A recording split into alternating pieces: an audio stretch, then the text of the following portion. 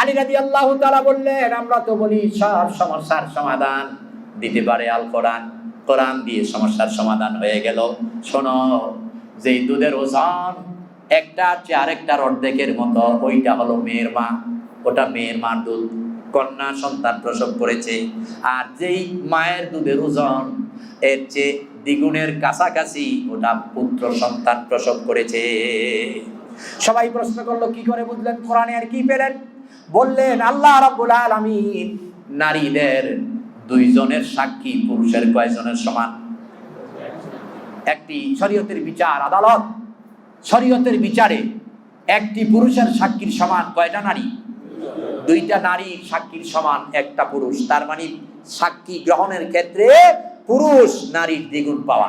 কোরআনের গান দিয়ে হাদিসের আলোকে সত্য পথে যেন থাকি অবিচল, তোমার ছায়া তলে করগো কবুল প্রভু, তোমারে অধম বান্দাকে।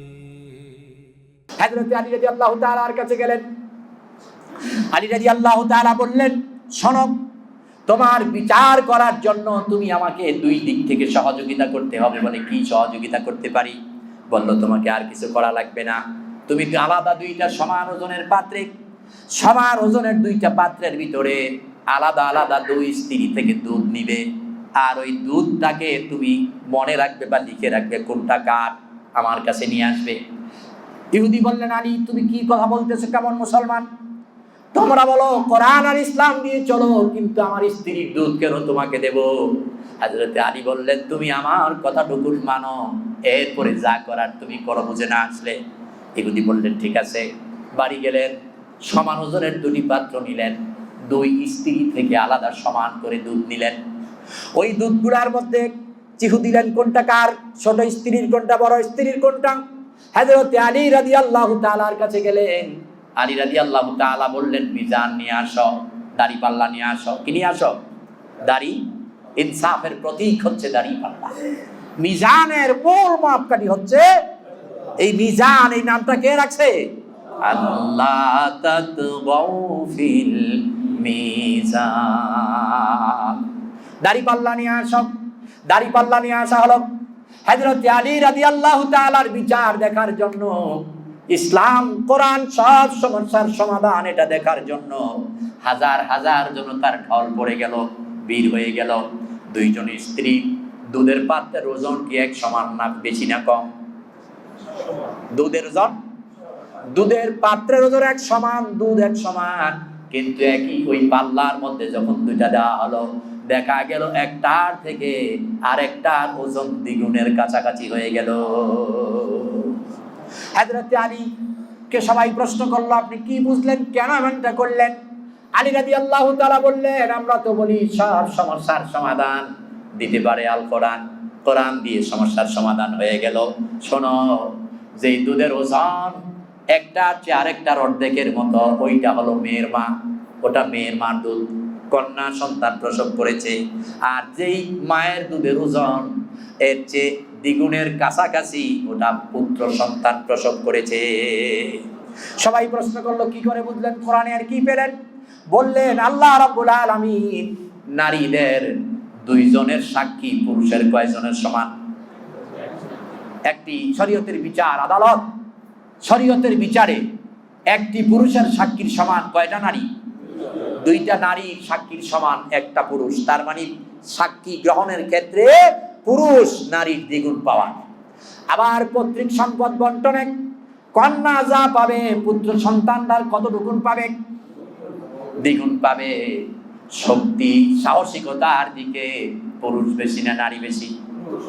এই জন্য বললেন আল্লাহ রাব্বুল আলামিন যেহেতু পুরুষকে পৈতৃক সম্পদ থেকে দ্বিগুণ দিয়েছেন এবং সাক্ষীতে দ্বিগুণ পাওয়ার দিয়েছেন, এই জন্য ছেলে সন্তানের মায়ের দুধের ওজন বৃদ্ধি করে দিয়েছে।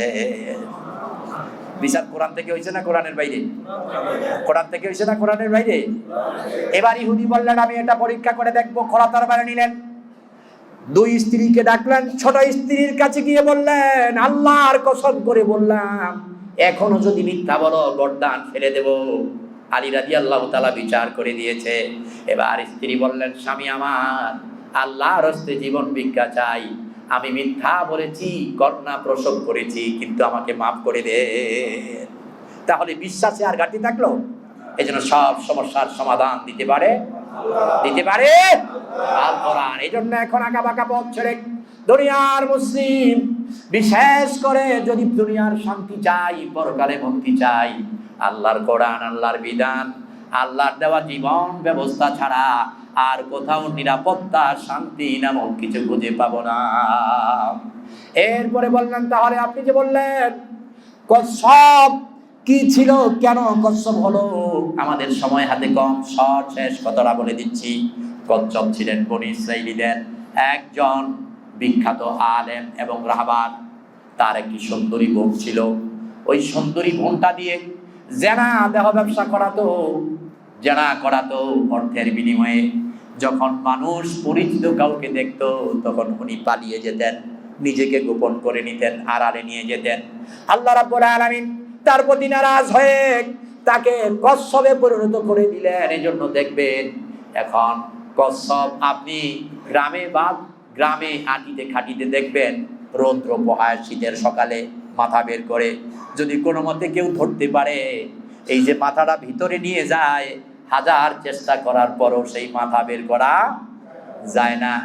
হযরত আলীকে বললেন, তাহলে শিয়াল মূলত কি ছিল? এই কথাগুলো তাদের কিতাবেও ছিল, বনী ইসরাঈলীদের কিতাবে ছিল।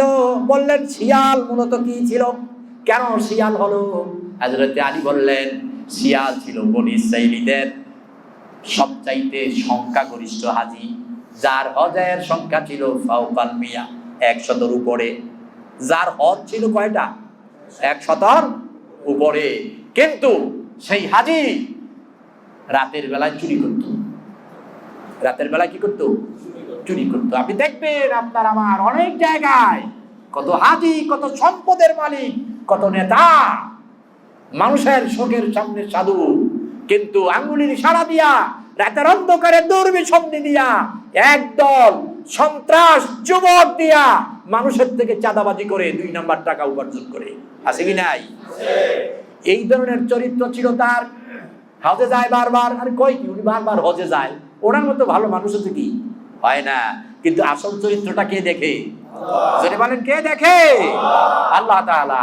ওই মানুষ যখন কোন অসহায় মানুষ ওই হাজী সাহেবকে চুরিতে ধরে ফেলতো, কাজীর কাছে বিচার গেলে তখন কাজী সাহেব বলতো, না না, এই মানুষটা চুরি করতে পারে না, এত টাকা খরচ কইরা প্রতি বছর হজে যায়, এত টাকা খরচ কইরা প্রতি বছর হজে যায়, পাগড়ি ছাড়া চলে না, এই মানুষ আবার চুরি করে কেমনে? যাও তুমি মিথ্যাবাদী। কেউ বিচার পেত না। আল্লাহ তাআলা এই জন্য বনী ইসরাঈলের ওই বড় হাজী সাহেবকে শিয়ালে পরিণত করে দিলেন। আর এই শিয়াল জাতির উপরে আল্লাহ তাআলা ওই হাজীর অভ্যাস লাগাই দিলেন। দেখবেন আপনি যাদের কৈশোর খেদ আছে, গ্রামে গঞ্জে যাদের বাড়ি, দিনের বেলায় শিয়াল খুব বেশি চোখে পড়ে না। দিনের বেলায় খুব বেশি চোখে পড়ে না। মুরগি চুরি করুক আর আপনার আখ ক্ষেত চুরি করুক, রাতে দেখা যায়, দিনে লুকিয়ে থাকে, পালিয়ে থাকে। ওই ইহুদি বললেন, ঠিকই জবাব দিয়েছ, আর ইসলাম দিয়ে, কোরআন দিয়ে সমস্যার সমাধান করে দিয়েছ। অতএব আমরা সপরিবারে পড়ে নিলাম, আশহাদু আল্লা ইলাহা ইল্লাল্লাহু ওয়া আশহাদু আন্না মুহাম্মাদান আবদুহু ওয়া রাসূলুহু। এই জন্য Islam is the complete code of life. Our prophet Hazrat Muhammad Mustafa sallallahu alaihi wasallam, their book of the Holy Quran is just anything like going to the heaven. এই জন্য আপনার আমার জীবন বিধান হবে একমাত্র আল কোরআন, একমাত্র আল্লাহর আনুগত্য। আর ইসলাম ছাড়া, কোরআন ছাড়া আর কিছু মানি না, মানতেও পারি না। এই জন্য উর্বর জমিতে, এই উর্বর হৃদয়ে আল্লাহর কোরআন দিয়ে চাষাবাদ করেন, দেখবেন ব্যক্তি, পরিবার, সমাজ, রাষ্ট্র, বিশ্ব অনাবিল শান্তি এবং পরকালে মুক্তির একটা পথ হয়ে গেছে ইনশাআল্লাহ। আল্লাহ তাআলা কোরআন বুঝে, কোরআন মেনে, ইসলাম দিয়ে আল্লাহর আনুগত্য করার তৌফিক আমাদেরকে দান করুন। আমরা বলি আমিন।